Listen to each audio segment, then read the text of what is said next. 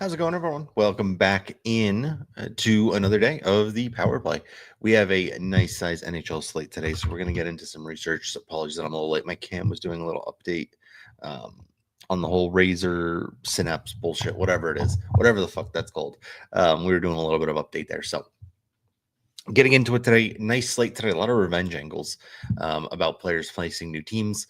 I think we're, again, typically when we do this stream, we're a little bit too early for line changes. Most teams would not have had their morning skates yet. And if they do, they're having them right now. So updates would be kind of coming in as we go live. If you want all the exacts, those will all be done. Let me see here. Just double checking, make sure nothing else has come out. Yeah, nothing's come out yet. Most teams are doing, if they have a morning skate, it's right now. So for now, we'll just kind of go with what we know. We'll go with what teams practiced with yesterday. We have some goalies slowly rolling in. And yeah, we do have some confirmed lines. So, like, for example, yesterday, Dallas, they practiced. Actually, they've already practiced this. No, that was yesterday.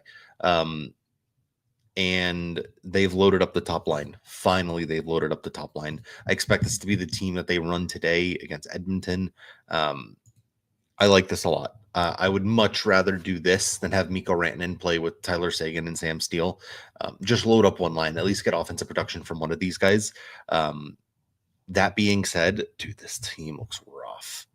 I don't like Adam Ernie on your third line, Nathan Bash on your third line. Like, this depth, the team that I thought was maybe the deepest forward core last year is destroyed. Obviously, Matt Duchene will come back, but then after that, like, what is it? Right? No Evgeny Dadonov, no Jamie Benn. Obviously, he's hurt. He'll come back. Matt Duchene hurt. He'll come back. But this team's depth looks rough, and defensively, it's still not great. I think they have three good defenders. They're in a tough spot right now with a cap crunch. I hate to say it. I feel like Jason Robertson's going to get traded, whether it be this year or at the end of the season. But I do love that they've stacked up this top line. Minnesota is a tough one because this is pulling from their last game, where I know for a fact Matt Boldy, Kirill Kaprizov, and what's their name were playing together at the end of last game. Left wing lock usually does a good job of pointing that. I know for a fact they swapped these lines around because I was watching the last game and Boldy was with Kaprizov a ton. No, it says they weren't. I swore I saw Boldy and Kaprizov out there. Maybe it was only in the third period, so the frequency isn't going to be enough. At the end of the third period, I know for a fact that I saw Boldy with Kaprizov, and I think it was Rossi. Because then I saw Tarasenko, Joel Eriksson. I know I did. Maybe the frequency just isn't high enough because they did it like late in the third period. I want to see their line rushes this morning before I commit anything with them. I just posted my favorite game lines today.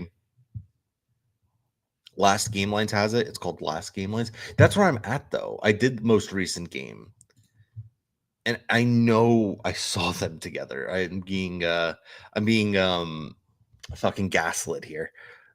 But again, it could also. Oh wait, if you go down, no, it just doesn't have here. Maybe the frequency was so little. Maybe it was just a couple lines where I saw them jumbled up. Regardless, yeah, left wing lock. It's a paid service. It's usually made for people with like fantasy sports. Last Game Lines.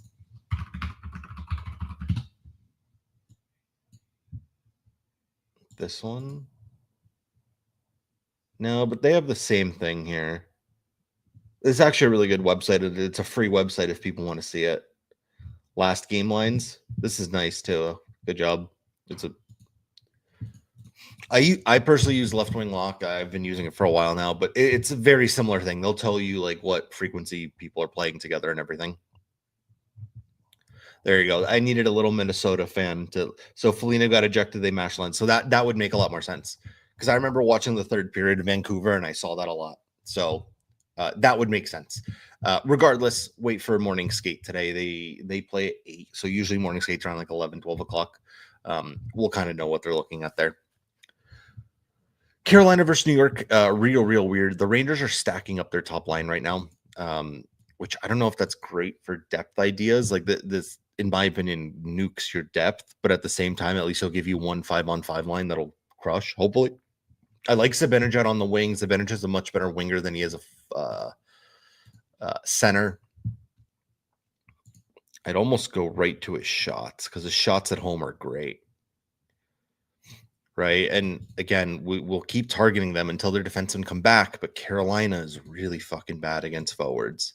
They're still considerably giving up a ton of shots to forwards. You're giving me Mika at plus money at home. Rangers have yet to win a home game. Surely they come out firing. And unfortunately for Carolina, it's not through their own undoing. They're also making huge line changes. Svechnikov back on the top line, which puts him on alert for me because if I remember correctly, he plays really well against the Rangers usually. He likes to play them good against them. And he's finally starting to produce. So potentially Andrei Svechnikov could be in play now if he's getting top line duties. I believe he's still top power play. They haven't touched that. They have Sean Walker instead of Goss this year, or is he still hurt? Nope, Ghost is still hurt. That's why. Yeah, these lines are all over the place. Carolina's making big changes after a couple losses. That decore's tough, dude. It's not through their fault or their own, but while they're here, you need to take advantage of the Carolina defense. The books are much more far-sighted than short-sighted. They're not adjusting Carolina props for what they are. They're looking in this in like, hey, the last 2 years, Carolina's been the best defensive team in hockey. They don't give up a lot of shots. They're giving us great pricing on New York shots on goal today. I'll take my chances. That Carolina team is not the same. This New York team, they typically play pretty good 5-on-5. At home, they've been losing a ton of games. They've got to win one of these eventually. Taking about 28, 29 shots on goal game. They play pretty decent 5-on-5. All that to say, I'm not taking a side here, but I'm really interested in Mika Zibanejad shots on goal. Maybe just stack that entire top line too. Panarin's been rough. He doesn't really shoot the puck much anymore. I like Mika for shots a ton. Again, head-to-head, throw it away. This isn't the same Carolina team that he's usually played. Right? This is a team that's going to struggle mostly. He's been good at home. In general, Mika's been good. Good volume. Even when he missed, he had 7 shot attempts. Edmonton's a tough team. Miss against San Jose is bad. Miss against Toronto is normal. Miss against Buffalo is pretty bad. But at home, he's been great. Almost 7.5 shot attempts a game. Only missed against San Jose. Plus money as well. Like, I like that. I think that's a nice starting point. Philly, Montreal, I don't get the line on this at all. If you look over on Play Profit X, minus 144 for the Montreal Canadiens, who, again, I know NHL betting's more than this, but they're 9-3-0. They're 4-1 at home. They are basically the hottest team in hockey right now. I just watched the Philadelphia Flyers lose to the Calgary Flames at home. The Philadelphia Flyers, in my opinion, are not a good hockey team. I think this Eastern Conference is incredibly mid this year. I don't think Columbus are necessarily very good. I actually don't. I don't think the Pittsburgh Penguins are very good. They've had a good start to the season, but I do expect them to kind of tail off a little bit. I think Ottawa is really bad. That defense and goaltending is horrendous. I think the Rangers are pretty bad. That offense, defense, I don't see much out of them, but I still think they might make the playoffs purely for how bad the East is. The Islanders are not good. The Capitals, in my opinion, if PLD and Ryan Strome are 100 or Dylan Strome are 100% healthy, they're not good enough. The Sabres are inconsistent. They look good when they play. They're just not consistent whatsoever. All that being said, basically all of these teams, there's 10 of them. These 10 and maybe 11 with Pittsburgh. I think Montreal, Detroit, New Jersey, Carolina are fine. And even Carolina now with their injuries don't look great. They just beat each other. That's why everyone's plus 500. And when they do lose, they lose in overtime. Like all these teams could just beat each other and everyone's staying above 500. It's real weird in the East right now. I don't understand the line here. Minus 144 for the Canadiens seems great. I wouldn't go and take the 60-minute line only because Montreal keeps winning in overtime. Cole Caulfield, I swear to God, scores every time in overtime, but they keep winning. So why not? This Utah line makes no sense to me. Look, Buffalo's better this year than they were last year, but Utah's one of the best teams in hockey right now. They're 9-4-1. 8-4-1. They look really, really good. They are better at home than they are away, but even then, this is a little bit of a disrespectful line to me. I will say Buffalo is pretty good at home, though. Nice home record this year.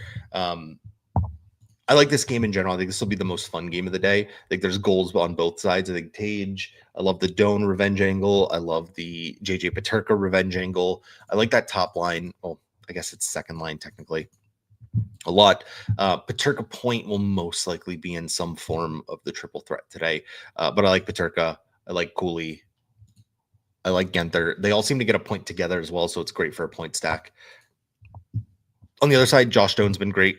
I think Alex Tuck has been really good.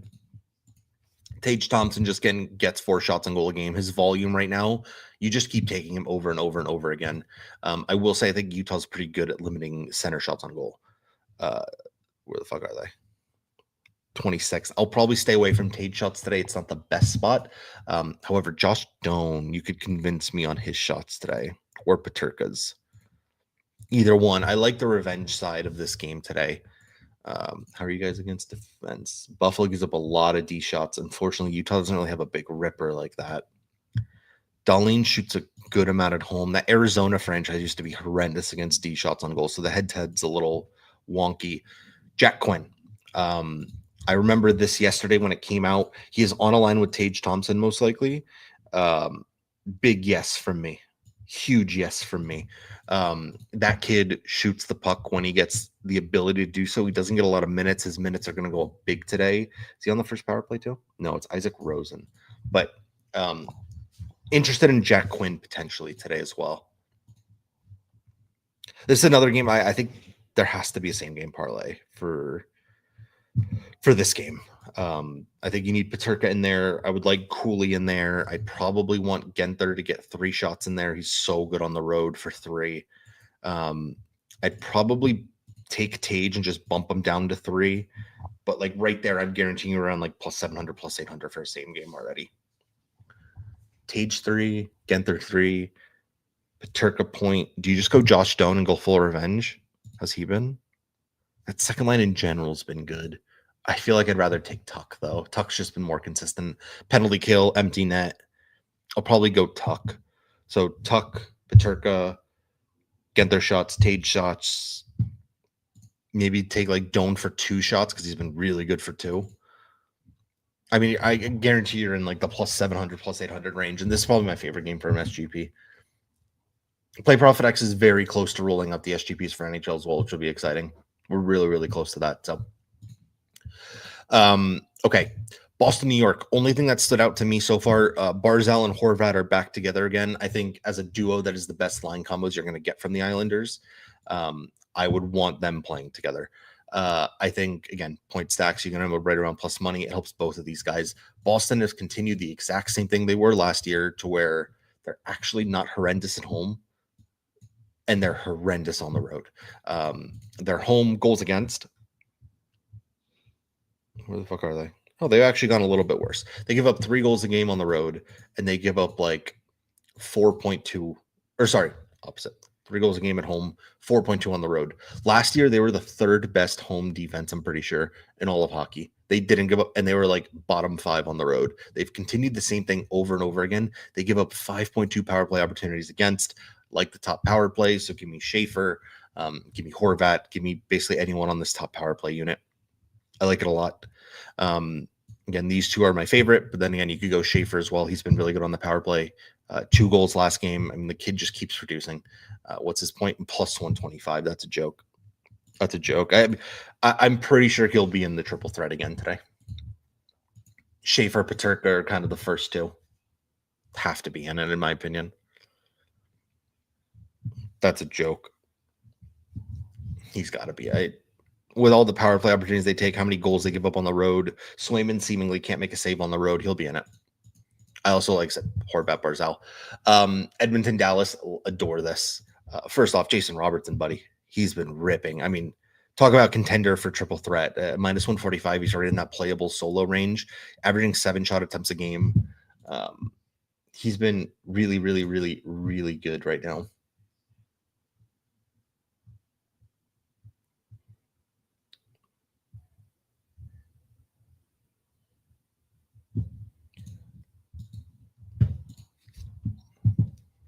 Yeah, I mean, his shots, he's on the top line. Mikko's not a huge shooter. Wyatt's an inconsistent shooter.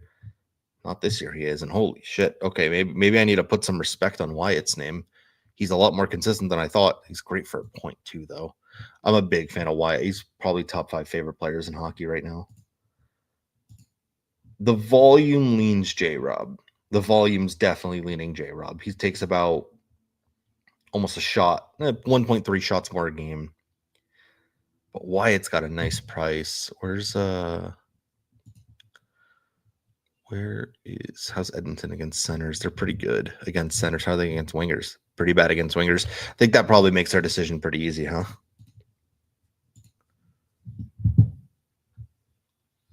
They're bad against left wingers. They're worse against wingers than they are against centers. So I think you gotta go Robertson. So again, Robertson down, definitely my favorite in this game. If we're gonna do a list of one from each game, it's Mika shots. Ooh, I didn't do one in this game. They're so juiced all around. Maybe you take Slavkovsky because he's the only non-juiced first liner, right? Obviously, you like Caulfield, but it's a tough spot, and his prices are getting a little insane. He doesn't shoot on the road or at home. I'm sorry. Demidov's been hot. I'd rather take guys on the top line. I know Demidov has been promoted to the first power play, which has helped him a ton, and he's putting up good production there. Yeah, maybe it is Demidov day. I like Demidov. And you'll get a better price on him than anyone else. He doesn't shoot the puck, but he puts up points, man. At home, he's been good. Okay. Maybe I think I take Demidov over Slavkovsky because I know he'll be the play driver on his line. On the power play, I like him a ton too. Okay, so it might be Demidov in this game. Edmonton, Dallas will be J-Rob. Nashville, Minnesota, again, I really want to check out the lines. I want to see if Boldy's back with Kaprizov today. If he is, I like Kaprizov assist a lot for the price they're giving us. If he's not, when Kaprizov plays by himself, he shoots the puck a ton more. When Kaprizov plays with Boldy, he passes the puck a ton more. I want to see him with Boldy because then I'll give him a little bit more of a scorer. If not, the inverse is then Marcus Johansson. If Marcus Johansson is on the 5-on-5 line with Kirill Kaprizov, I will go back and take him, where he's been really damn consistent for a point recently. Marco Rossi's also great, and maybe Rossi's a little bit safer. Rossi will almost definitely play with Kaprizov 5-on-5. And they'll just change the centers around. So we'll see. We got to wait and see for line combos. It'll be some combination of Minnesota because Nashville's on a back-to-back. Whether it be Rossi, whether they decide to stick Joel Eriksson as the center there. I want something with Minnesota. I think Rossi's probably the guy here, but we'll wait and see.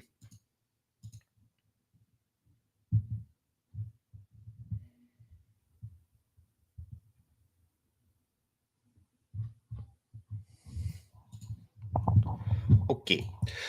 Tampa Bay, Colorado is a disgusting game. This is going to be a tough one for me to find something that I like. Not because obviously two incredible teams, but who the fuck shoots? Right? McKinnon's been great at home this year. He kind of is the number one standout, but I don't think Tampa Bay gives up a lot of shots. Tampa Bay is usually pretty good defensively in that end. So that's a difficult one. Arturi Lehkonen might be a standout. I guess the more difficult side for me here is Tampa Bay's figured out their defense. Right. Vasilevsky's finally playing like Vasilevsky again. Not what I wanted to do. And Tampa Bay's playing well. I think they've won 1, 2, 3, 4, 5 straight games. They're not giving up a lot of goals anymore. They've kind of figured out what was plaguing them at this point. So, Braden Point minus 145. Okay, I mean, they're a good team defense, Colorado, but they're respecting them a little much, no? At home, they're giving up 3.2 goals a game. It's not like they're some elite shutdown home team right now. A little crazy there, in my opinion. A little crazy, just saying. Yeah, nothing really stands out to me in this game, though. Val for a point. He's better at home than he is on the road. I remember that playoff series. He was big against them, too. Obviously, you can go back to Nate, who's just playing on a different level right now. Sorelli's been great this year. Great head-to-head as well. Second line. Brock Nelson's been inconsistent. Fuck, I need something from this game if I want to do a full lotto and nothing standing out to me. Appreciate that, Garrett. Sorry I didn't see this. I agree, Rocky. I think the whole goal at the stream is I want to pick one prop per game and build a lay that way, but I'm struggling on this one. Is it as simple as just taking McKinnon shots because he's been so good at home this year? It might be. If I can't find anything else, defaulting to McKinnon shots isn't the end of the world, right? Maybe Leck. Ooh. Maybe go Leck. He's a little bit juiced, but I'll feel a little bit safer about it. He's not a big ripper. What about Kale? How's he been? Much better at home than he is on the road. How's Utah? Or not Utah. How's Tampa against? Tampa gives away 10th most for D shots. Maybe it's Kale. It might be Kale. He hasn't been like big time ripper this year, but his volume's usually there. He's got much better volume at home as well. Yeah, I think it's Kale in this one. Kaleth and Makar.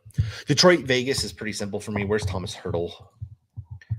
He's got really good head-to-head for whatever reason against Detroit. He's got a point in a ton of home games in a row. This second line for Vegas is absolutely electric.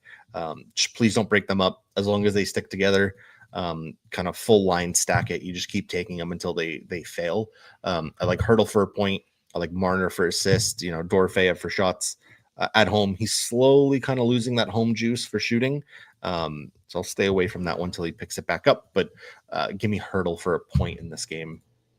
Pretty simple, pretty much my favorite one. We can keep moving on. Florida, Anaheim, this is a tough one. I mean, you guys know I have no problems going right back to Leo Carlsson. He's probably my favorite player in hockey right now to watch. Florida's in a tough spot, though, right? Florida on a back-to-back, or not a back-to-back, tough traveling out to the West Coast here. They're really, really good defensively. They don't give up a lot of shots, so I don't really want to take Cutter. What the fuck do I want to take him? Who is that? Killorn? No. Who the hell's shots just popped up like that looked insane? Kreider's. Kreider's ripping. I guess it's just more shot. Or I guess it's tips, but he's ripping. Terry's been great on this first line. You can get a good price on him. McTavish, always. I feel like he's consistent. Leo's the most consistent. This is going to be a tough game to pick someone out, though. I can't lie. Florida's still running those weird janky lines. They are. Evan Rodriguez centering the first line. Sam Bennett on the third. Bennett's not really playing well at all this year. Holy Stanley Cup hangover. Reinhardt's a big home shooter. You don't really take him on the road. Can't take him. But Toronto, I mean, plays fourth line minutes against really easy teams, but it's a bit of a revenge angle against his old team. Beckett Seneca, he looked great against the Devils, but I don't know how much I trust it. Fuck, this is a disgusting game. This is a real disgusting. You might just have to go Leo point, but then if it's Bobrovsky and net, I'm kind of worried. They have a back-to-back tomorrow by any chance? They have a back-to-back that could help us. They don't. Fuck. I thought we were getting a little get-out-of-jail-free card here, but we don't, unfortunately. This is a tough game. I mean, I'd have to lean either Cutter shots for 2.5 or Leo Carlsson for a point. Defensively, Florida does not give up a lot of goals. They don't give up a lot of shots. I lean Anaheim, but nothing great. Winnipeg, LA is another tough one. These are two good defensive teams. Maybe Gabe Filardi revenge angle, right? Ex-team. He's much better at home than he is on the road. Scheifele's much better at home than he is on the road. I just watched LA take, 44 shots against the Devils and lose. I think they'll probably be in the same kind of boat here. So if we get Hellebuck starting today, I kind of like that. That Winnipeg team still is not good defensively. They still give up a lot of shots, and books are still pricing them as if they're a good defensive team. Giving up 30 shots a game, 31 a game. So I'm curious to see what type of line they give us. That LA team, again, I just watched them take 40 against the Devils, who are usually a pretty good defensive team. They take 33 a game right now. Yeah, that'll be the one we'll wait for. Okay. One by one. Mika Zibanejad shots on goal. Matthew Schaefer point. Ivan Demidov point. JJ Paterka point. Jason Robertson shots on goal. Waiting on lines. Cale Makar shots on goal. This game's going to be the one to fuck me.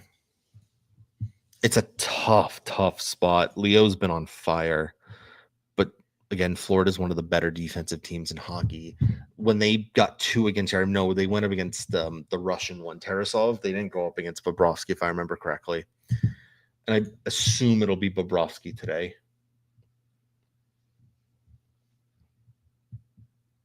I'm almost positive it'll be Bobrovsky today. So I don't love that. This one will take a little bit. This will be like our mega today is we're going to do one prop per game. Then we'll step it up too because we're lunatics. But our mega today will be one prop per game, and then we'll step it up. Appreciate everyone hanging out with us today. I got to go get some content out. It's 11 o'clock now. If you guys are not already on ProfitX, use code Jetter. Sign up when you do. You get a ton of goodies, and they're just upping their game right now. The four-legger that I posted earlier with the game lines, it is about 60 points better on ProfitX than any other app. Go check it out. You won't regret that you did. There's a lot of add-ons coming. SGP's coming soon for NHL as well. A lot of player props have been added, so keep checking it out. The more liquidity just makes it better. The more users makes it better. So go check it out. Appreciate them sponsoring us and working with us. Super fun place to work with, and they're only going to get better and better. Use code Cheddar if you haven't already. And yeah, I'm going to be back later tonight with another stream, and I'm going to get some content out for you guys. I got a lot of fun things planned, so check that out when you can. And I'll see you guys then. Peace, guys.